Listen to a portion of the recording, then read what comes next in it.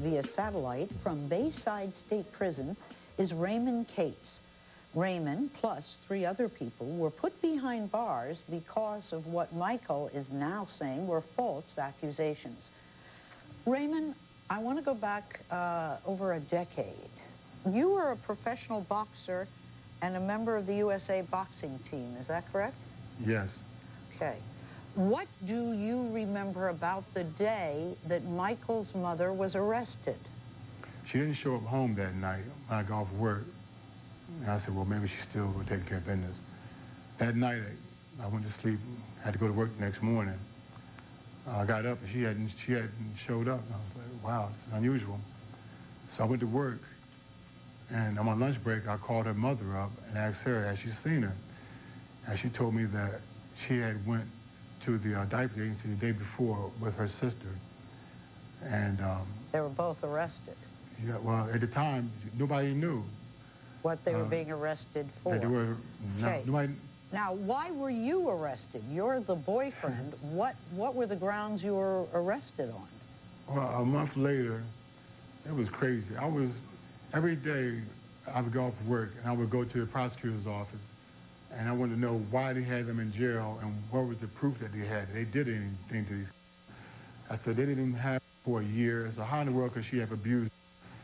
And they were getting a little pissed with me, I guess. In other words, they've been in foster care a year. How could the mother have abused?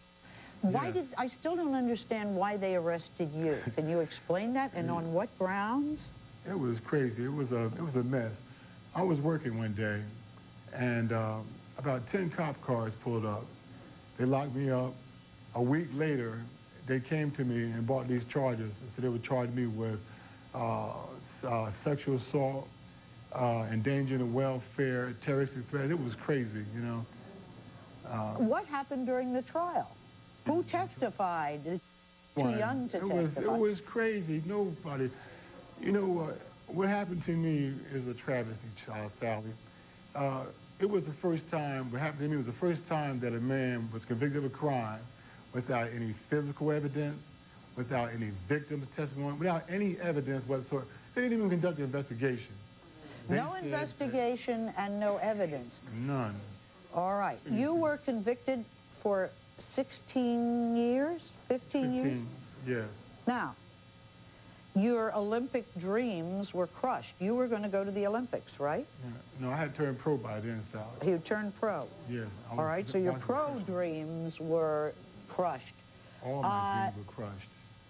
Family dreams, father's dreams. 5 years into your sentence, Raymond, there was an appeal, right? Yes, it was.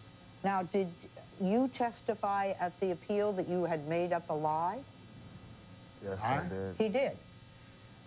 Michael is saying 5 years into your sentence, he told everyone he had been lying.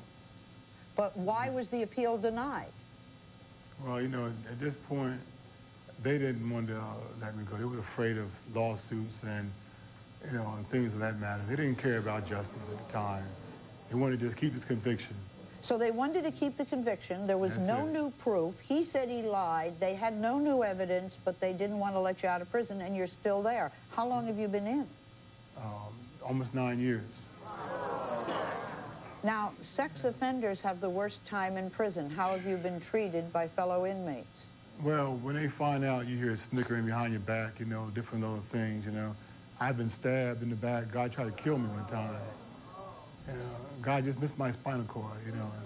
And the doctor told me that I could have, at 1 inch, I'd have been dead. With Brendan's suicide. How does he feel? He feels like that he's to blame. He said if I wouldn't have went out that day, I would have been playing with him. He'd still be here. He feels guilty because he called Brandon those names when they would be mad at him. Did you know that he called Brandon those names? Not as often. I knew that it had happened once or twice, but... Not the way it was.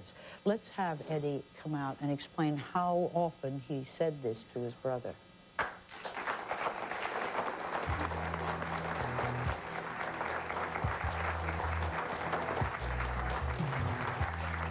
Eddie, how often did you say this to your brother? And in what context? Whenever we fought, you know, Usually, like almost every day. Every day. Give me an example of what you'd say. He'd have friends, you know, and I'd be bored, so I'd, you know, can I hang out with you guys? And he'd be, you know, get out of here, you know, he'd be calling me names, so I'd say, shut up, you nigger, that kind of thing. And you said it over, okay, you nigger, shut up, you nigger. Yeah. This, and you'd say it over and over and over again. Yeah. If Brandon were listening right now, what would you say to him, or what would you want him to know? That I'm sorry for the names I called him, and that I love him very much.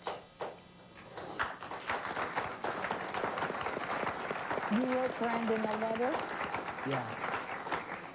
Wrote him a letter. It says, Dear Brandon, I am writing you this letter even though you're gone. I know that you were teased and a lot, and I know that I called you racist names. I am sorry for that, but I am most sorry that I called you those names. I wish I knew you were balling it up inside, because I would have stopped. I wish you were here right now, because I would have... Tell him the truth about how you feel.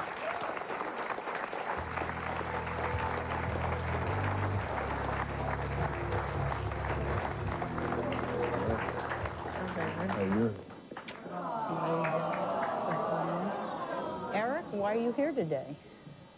I don't know.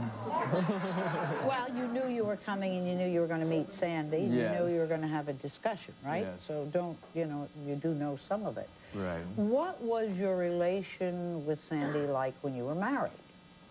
Oh, man. Chaotic. Chaotic. Yeah. Why? Because Sandy and I are selfish people.